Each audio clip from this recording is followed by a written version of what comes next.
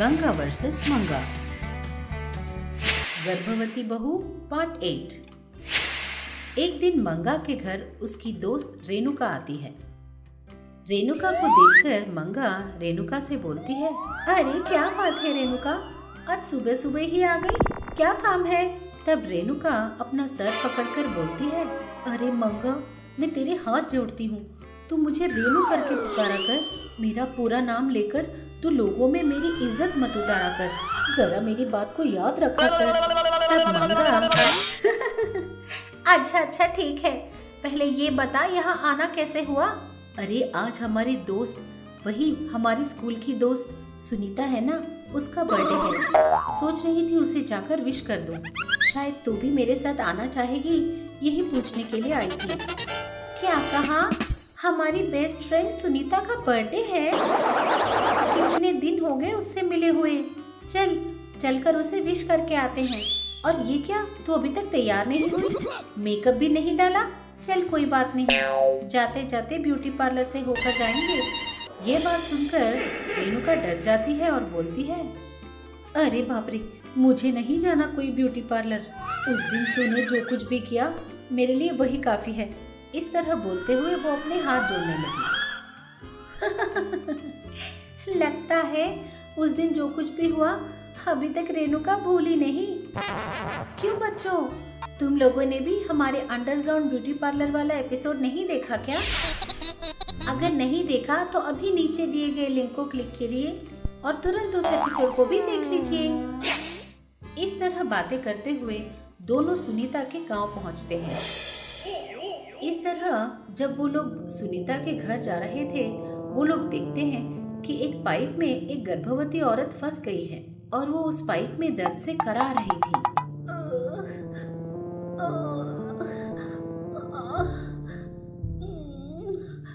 इस तरह बेचारी रो रही थी। ये देखकर मंगा उस औरत के पास पहुंचती है।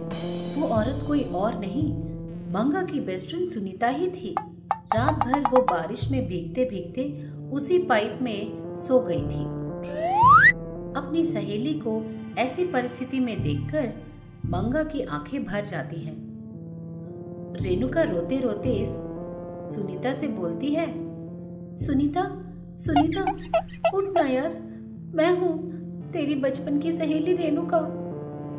इधर देख, तेरी बेस्ट फ्रेंड मंगा भी आई है। इस तरह वो सुनीता को उठाती है। सुनीता बड़ी कमजोर थी।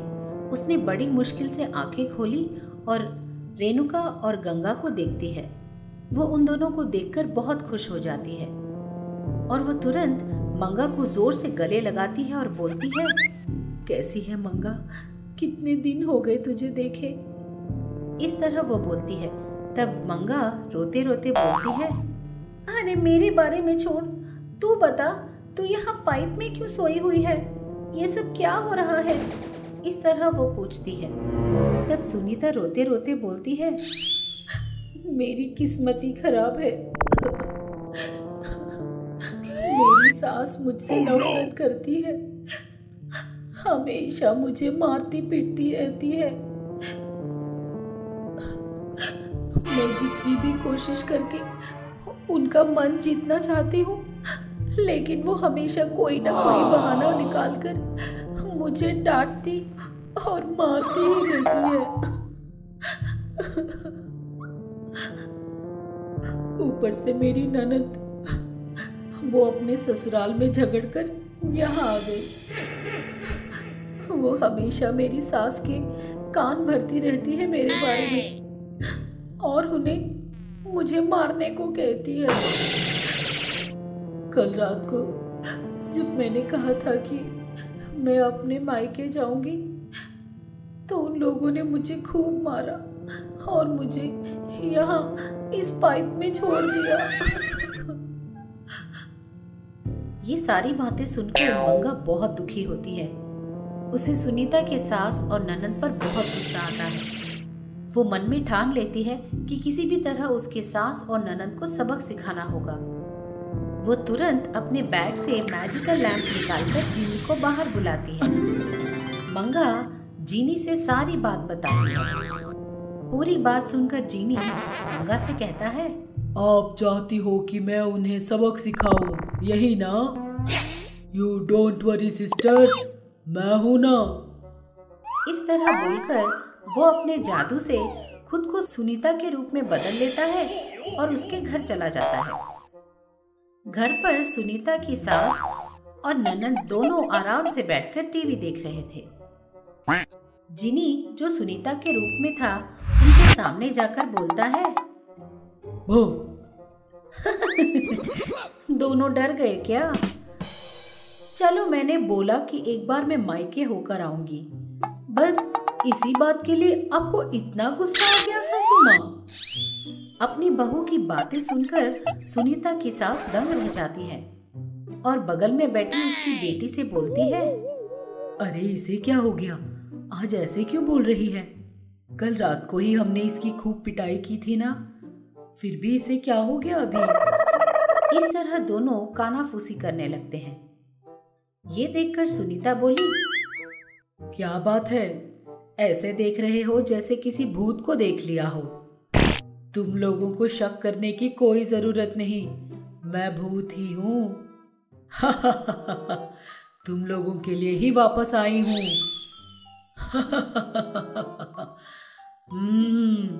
बहुत देख लिया मुझे, जाओ जाकर मेरे लिए खाना बनाओ। जाइए, मुझे बहुत भूख लगी है।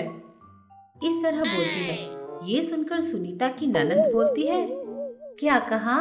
हम लोग तेरे लिए खाना बनाए? इस तरह वो बड़े जोर से बोलती है। ये सुनकर सुनीता के रूप में जिनी सुनीता की ननंद की खूब पिटाई करता है। जब सुनीता की सास बीच में आती है तो उसे भी खूब मारता है। खूब मार खाने के बाद माँ बेटी दोनों भागते हुए जाकर सुनीता के लिए खाना बनाकर लाते हैं। सुनीता के रूप में बैठा जिनी सारा खाना एक ही मिनट में चख कर जाता है।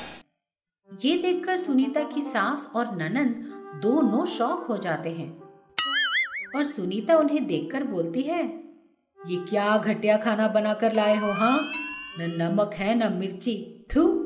जाओ जाकर फिर से खाना बनाकर लाओ। ये बात सुनकर सुनीता की ननंद बोलती है, क्या कहा? फिर से खाना बनाए?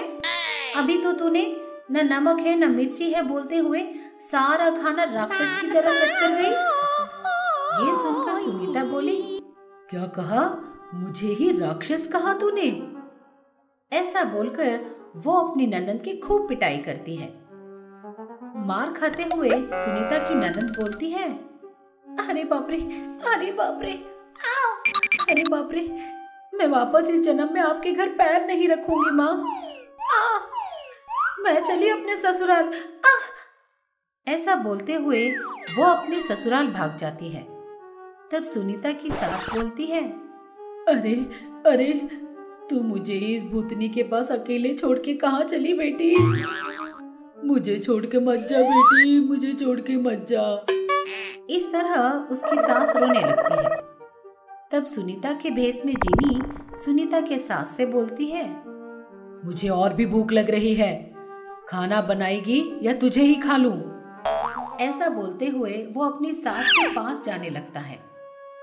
ये देखकर सुनीता की सास बोलती है, बेटी तू बता, तू ये सब सही कर रही है क्या? हाँ, कोई अपनी सास को खाता है क्या भला? हाँ बता ना। इस तरह बोलती है। तब सुनीता कहती है, तो क्या गर्भवती बहू को कोई इस तरह बारिश में छोड़ देता है क्या? बेचारी मेरी सुनीता दीदी बारिश में भीगते हुए बुखार की वजह से तड़प रही थी। जिसने मेरी सुनीता दीदी को इतना सताया उसे जीने का कोई हक नहीं। ऐसा बोलते हुए वो जीनी के रूप में बदल जाती है। ये देखकर सुनीता की सास डरते हुए बोलती है, अरे अरे जीनी, मुझे माफ कर दो जीनी, मुझे माफ कर दो। फिर कभी मैं अपनी बहू को नहीं सताऊंगी। मुझे अपनी गलती का एहसास हो गया है। मैं अपनी बहू को बहुत प्यार से रखूंगी। अगर तूने सुनीता की देखभाल नहीं की तो मैं वापस आऊंगा, वो भी तेरे नए बहू के रूप में। जाकर अपनी बहू को तुरंत घर वापस ला। जा। ये बात सुनते ही सुनीता की सास दौड़ते हुए जाकर सुनीता को अपने घर वापस ले आती है और उस दिन वो सुनीता का जन्मदिन बड़े धूमधाम से मनाती है। गंगा, रेणुका, सुनीता और जीनी बर्थडे में खूब मस्ती करते हैं और सुनीता अपने सारे दोस्तों को धन्यवाद करके उन्हें गले लगा लेती है। हमें यकीन है कि इस एपिसोड ने भी आपको खूब हंसाया होगा, तो देर किस बात की, बजाओ घंटी और करो सब्सक्राइब। आप गंगा के फैन हो या मंगा के, ये जरूर बताना। ऐसे और मजेदार वीडियोस के लिए देखते रहिए चाचा टीवी।